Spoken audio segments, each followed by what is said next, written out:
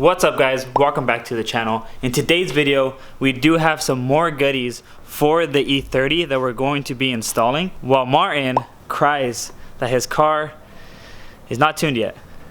It's collecting dust. Look at it. I'm really hyped on what we're going to be doing because we have two things. We have something exterior and something interior / mechanical. So both things are going to change the overall look and feel of the car. And we're going to start with the hardest one, which is going to be the mechanical one. So I did pick up a Garagistic chassis mount shifter. I'm not gonna lie, this looks pretty nice. How much tape is there on this thing? A lot. Okay. This looks even cooler than the shifter itself. This is the part that's going to be mounting onto the chassis, and then the bottom is going to be connecting to the lever on the transmission. This is billet, huh? Look at that. Like this is insane. The cool thing about this thing is that it's adjustable, so it has like a little slot right here for you to tie in the Allen bolts so it doesn't back itself out. So it gives you like a solid inch. Yeah. So if you want to drop it an inch too, if you want it shorter. It goes all the way down. So the options I chose for this shifter are the aluminum shift knob, the bare aluminum shaft, and I actually chose for it to be shorter than OEM. And the reason for that is because a lot of the cars I like to drive, which are the Miata, the S2K, even the G35, a lot of those shifters are really countersunk in. And that's how I've always liked my shifters. I don't really like it too high up, which is why I got rid of a lot of tall shifters I used to own. So I kind of wanted to do that with the E30 and just see how it looks. And I think this is going to be pretty sick. I think my E30 does have a parasitic drain because it died and it's only been sitting for about 3 days and the battery was completely dead. So we do have it on a trickle charger. We already have the jacks up so we can lift up the car. And B&W shifters aren't the easiest. They're not like the Miatas. They're not like the ISs where you can just unbolt it from the top. These things, you do have to remove a couple of stuff. Since I finally put my blast pipes on. They haven't heard it, huh? This is another thing I didn't show you guys. So I did finally put the blast pipes on. The only thing is it's a one piece all the way to the headers. So that might interfere with whatever we're doing. Just cut it. Ready to see the world's longest shifter? This is first, second, third, fourth, fifth. Check out reverse. You have to literally bend the center console back just to get it in. So we're in gear, but looks like it's in neutral. Oh my god, dude, put it in reverse. The whole thing moves like. Fuck. Okay, put it in gear and then pull it back. You have to go in the back seat. Oh shit. Oh, not bad. B&Ws have this little slot and that's how their shifters go on, but they tend to get stuck really bad. It's brand new, huh? It's yeah, pretty nice. ZHP shifter. Those shifters are really sick. I wish I had the original slot. I would have put it back on, but dude, this thing has really never been touched, huh?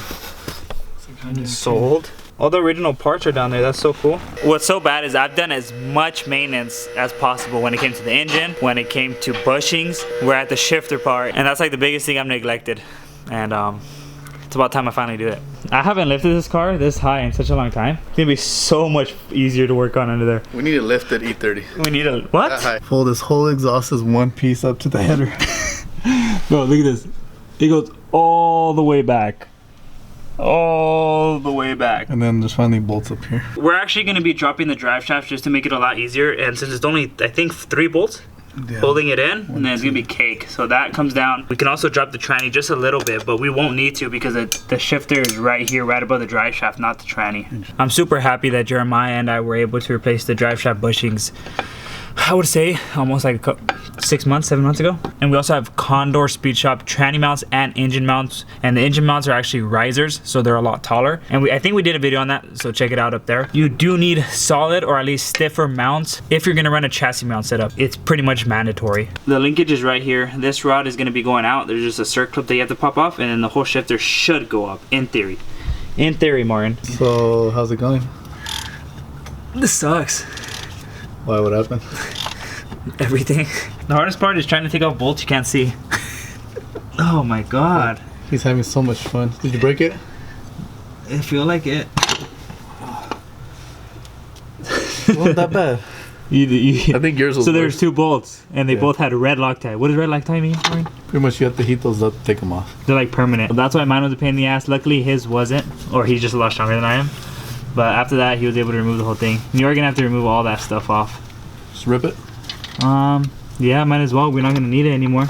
The OEM shifter is going to be mounted to the tranny from up top with rubber bushings and from the back to the body. And that's what gives it the ability to go up and down, side to side, and it allows you to use softer bushings on the transmission because there is some play. Now going to the chassis mount, which is going to be sandwiched in between the body. This one deletes that whole plate and just goes straight to the selector rod. So this thing is pretty much all you're gonna see, and all this is gonna be deleted. This is the OEM selector rod. They do have an upgrade that pretty much eliminates side-to-side play, but this one is gonna be fine for now until I get that upgrade. So this is the magic you had to do, Martin? Yeah, I just had to drill the 3 top bolts. Those are the only ones that were hitting. Yeah. But I also did this for the reverse leg. That little hole right there. I'm pretty sure we could seal it with something, but you ready? For now. Alright. I'll go underneath, you do this. Alright, cool. There is a bracket right here that I was trying to remove because there's a nut holding it down, but it actually bolts in the center console. So what I'm going to do is I'm just going to sandwich it in between that. So it's actually going to be holding the center console and the shifter itself. You good, dude? Whew. You good? Dude, it's a long travel. The shifter is all buttoned up now, and the first thing I noticed while playing with it is that there's a lot of side-to-side play, and that's, like I said, obviously because of the SSR or the selector rod. So I do have to upgrade it very soon.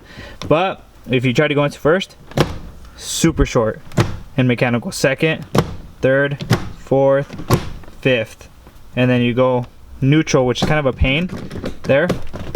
That's reverse, so it's super short. Feel it? So trippy. That's reverse. That's reverse. Okay. First, second, third, fourth.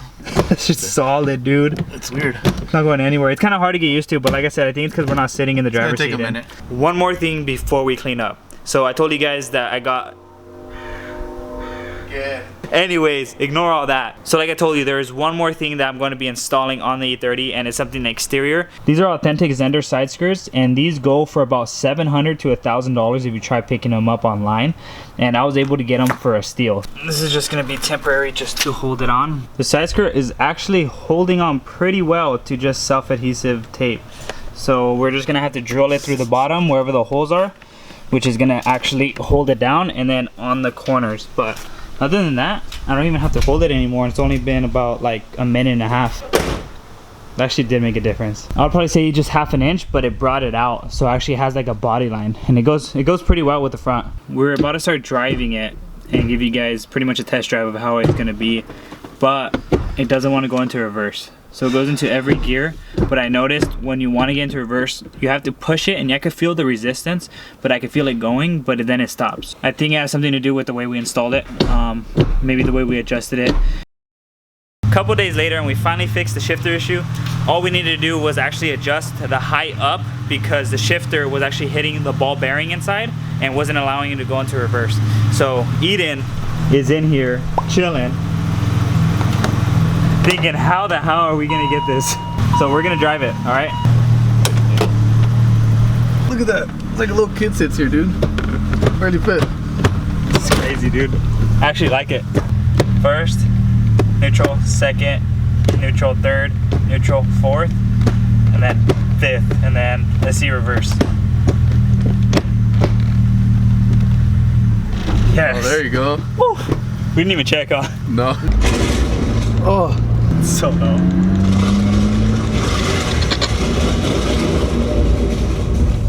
Yeah. Eden, you gotta get out. Move, bitch. He's good.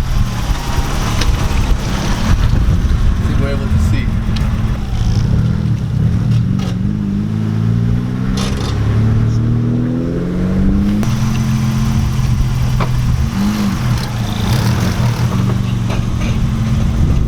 You hear that? Outside? What is that? So this transmission has like a protector, a cover. That shifter, we noticed that the linkage was actually close to hitting it, and you could hear that it's hitting here, the skipping. So we need to fix two things. For some reason the exhaust is really low, so we need to just loosen it up like we did last time, raise the whole thing up, and then second, we need to take off that cover. So this car is probably not going to be drivable for a couple weeks again, but well, at least we know what's wrong with it, and yeah, it goes into gear really nice. Quick stuff, just takes a while. I might as well order the DSSR and then go from there. So when we get back down there, we could replace it, make sure we'll do everything at once. All right, hopefully I don't break it driving up there.